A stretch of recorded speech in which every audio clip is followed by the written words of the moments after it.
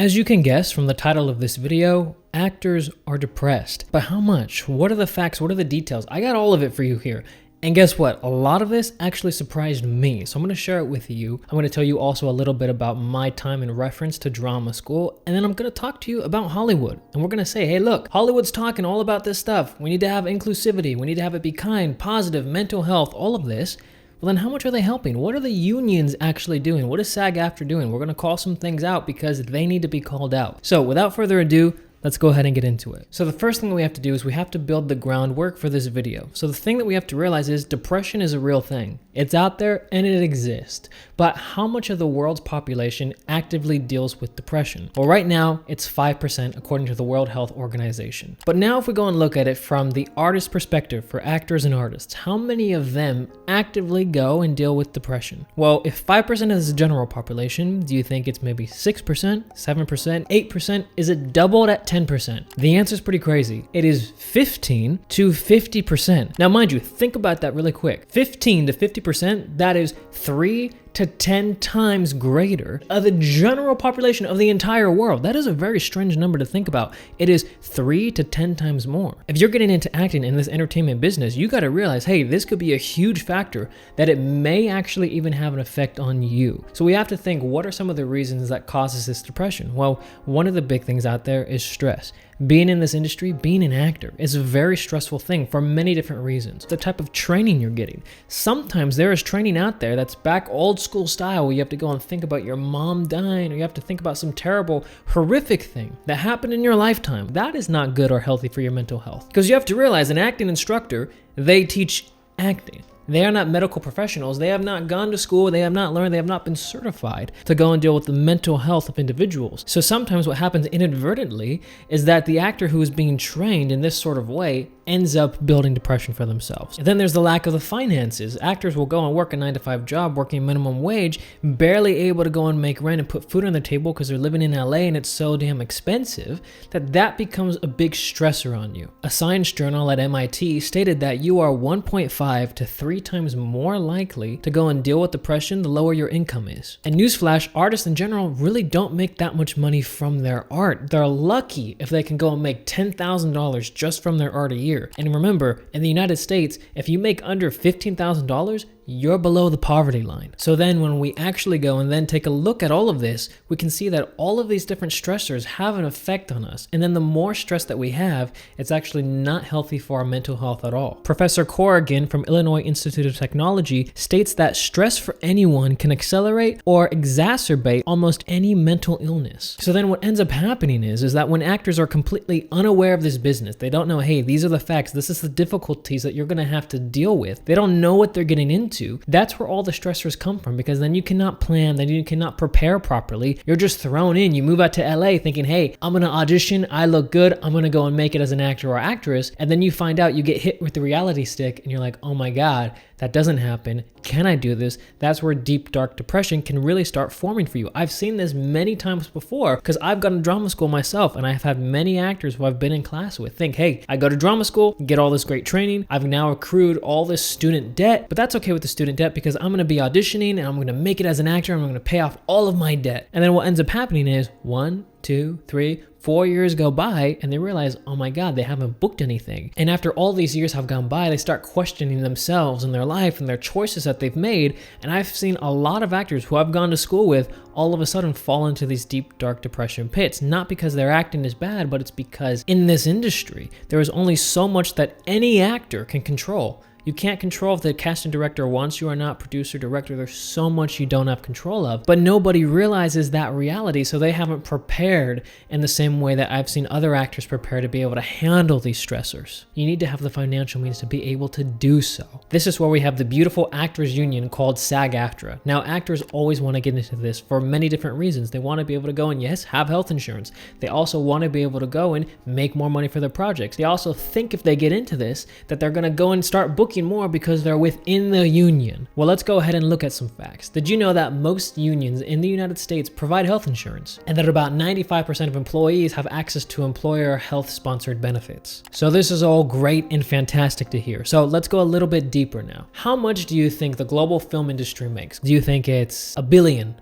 $2 billion, 5 billion, 20 billion? The answer is $77 billion. Now with SAG-AFTRA, who is dealing with all of our entertainers, do you know how many of the members within SAG-AFTRA qualify for health insurance? Do you think it's 95%, 90, 85%, 80? Maybe you'll go down all the way to 70%. The answer is 14%.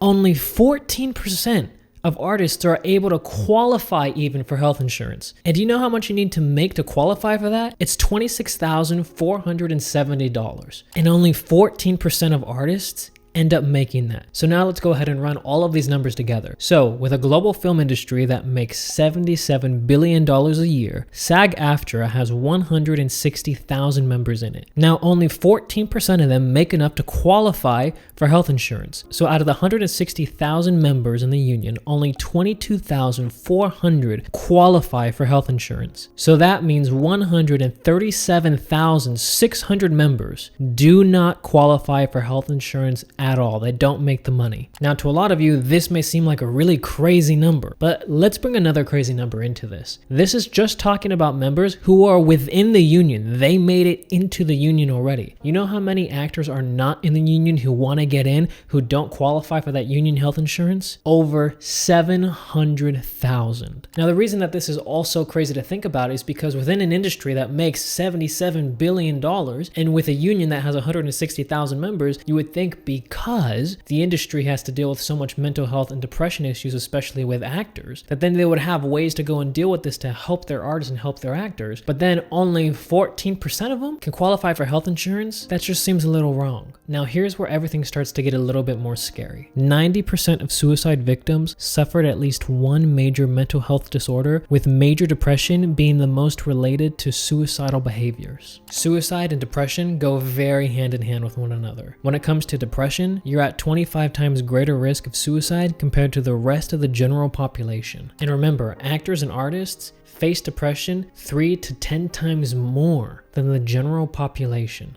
These are really big numbers to think about, and these are scary numbers. This is not saying, hey, every single actor, every single artist you see, hey, they're depressed. Everybody walking around who's an artist is depressed. I'm not saying that at all, because that's not what the numbers say. But what the numbers do say is that depression is higher within the artistic community. And the numbers also show that when you're depressed, suicide also can follow along with it. Those are dangerous numbers. These are things we really have to think about, and these are things we should care about as artists and actors. So now, how can we actually go and make a difference with all of this? Because this is not just a video, hey, you go and watch it today and then you don't think about it tomorrow. This is a video where you watch it and you do actionable things to actually go and make a difference. So if you're a drama school or if you're an instructor at that school, one of the things you can do is to actually go and tell your artists the reality of what it's like to get into the business of trying to live and be an artist. Because here's the thing, most artists are not informed. All this information that I've given you here today, nobody knew about this in my drama school because nobody ever talked about it. Nobody researched this. Nobody actively talked about this ever. Whether or not someone wants to get into this industry, that's going to be completely up to them. But the best thing that you can do is to have them be well informed. The other thing is for the acting teachers is watch the processes that you're teaching. Are you having your students go through a crazy psychological turmoil where it's going to cause them to go into a bad and dark place 5 to 10 years from now? We have developed so much in medicine. We have developed so much in technology over the years. But with acting, we've kept a lot of the same styles that we've had in the 1950s. It's alive!